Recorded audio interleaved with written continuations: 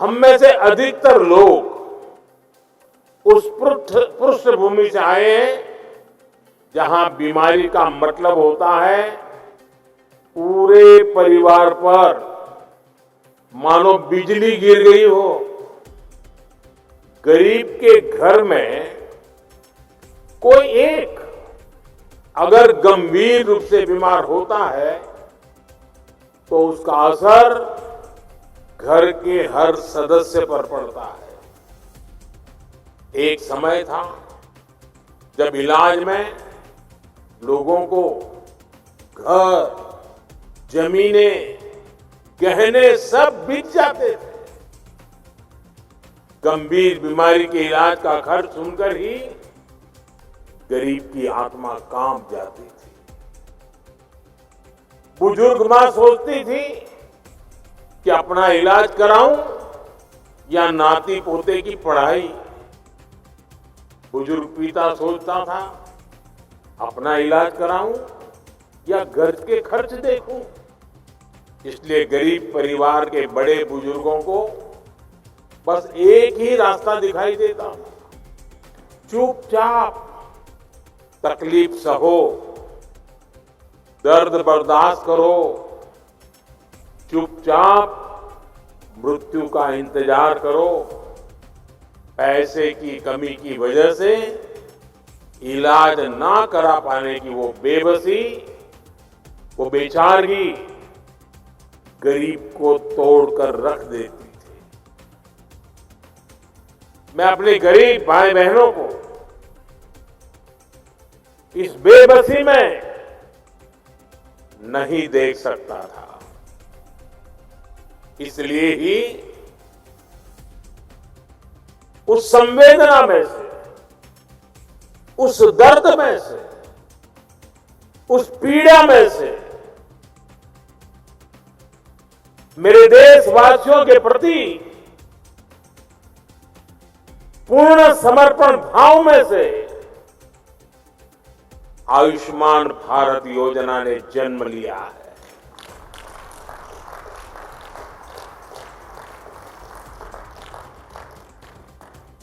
सरकार ने तय किया कि गरीब के अस्पताल में भर्ती होने का खर्च 5 लाख रुपए तक के इलाज का खर्च सरकार उठाएगी। आज मुझे संतोष है कि देश में लगभग 4 करोड़ गरीबों ने आयुष्मान योजना का लाभ उठाया है। ये 4 करोड़ गरीब अस्पताल में भर्ती हुए। इनमें से कुछ तो अलग अलग बीमारियों के लिए कई बार भर्ती हुए, अपनी बीमारी का इलाज कराया और इन्हें एक भी रुपया खर्च नहीं करना पड़ा।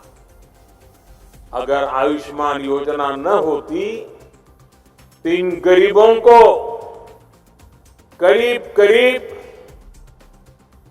1.25 लाख करोड़ रुपए अपनी जेब से देने होते हैं।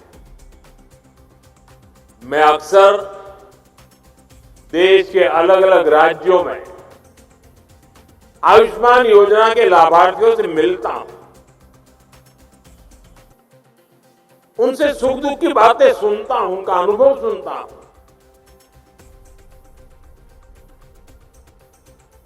और बात करते हुए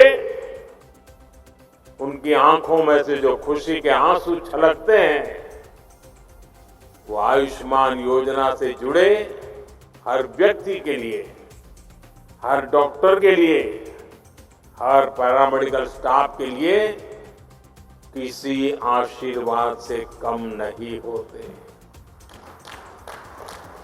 इससे बड़ा आशीर्वाद नहीं हो सकता। आप विश्वास करिए, लोगों को ऐसे संकट से उबारने वाली योजना पहले कभी नहीं बनी। और आज मुझे इस बात का बहुत संतोष है कि आयुष्मान योजना का विस्तार हो रहा है। देश के हर बुजुर्ग की नजर इस कार्यक्रम पर है।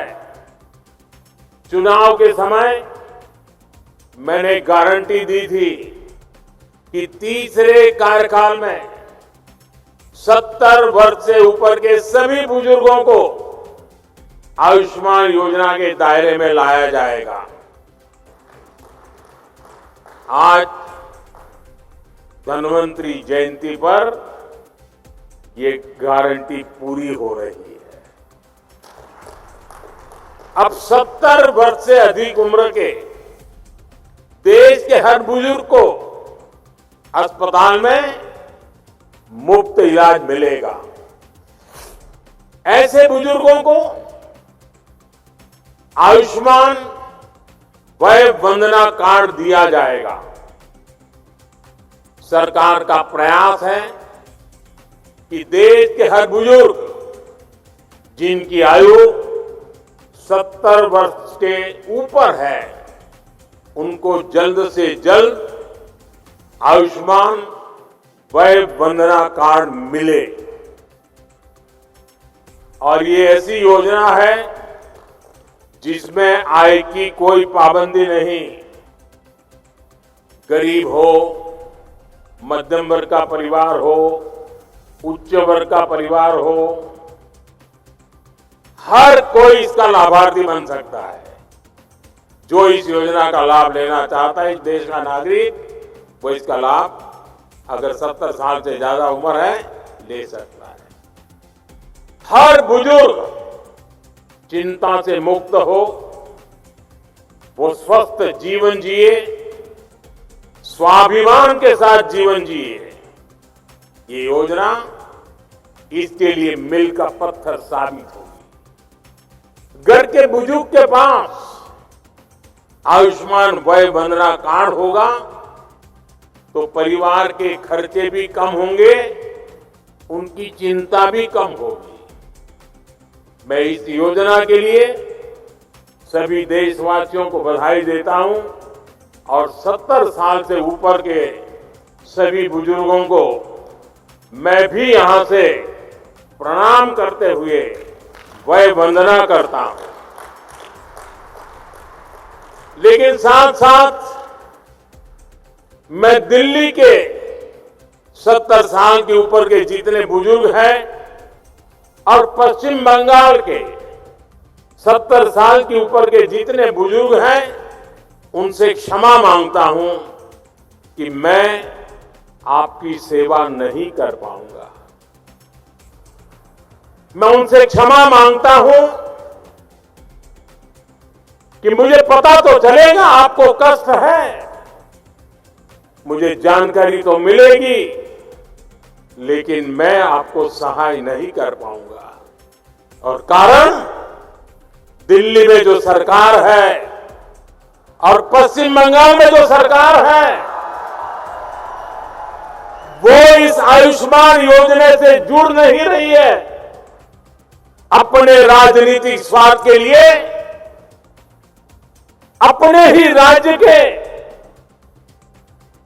बीमार लोगों के साथ जुल्म करने की वृत्ति, ये प्रवृत्ति मानवता की दृष्टि से किसी भी तराजू पर खरी नहीं उतरती है।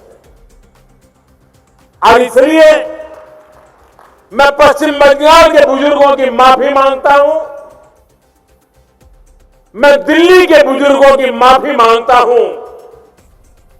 देशवासियों की तो सेवा कर पा रहा हूं, लेकिन राजनीतिक स्वार्थ की वृत्ति की दीवारें मुझे दिल्ली के बुजुर्गों की सेवा करने से रोक रही है, पश्चिम बंगाल के बुजुर्गों की सेवा करने से रोक रही है। और मेरे लिए ये राजनीतिक पहलू से मैं बोल नहीं रहा हूं, भीतर एक दर्द होता है कि जिस दिल्ली से मैं बोल रहा हूं, दिल्ली के भी बुजुर्ग मेरी बात सुनते होंगे।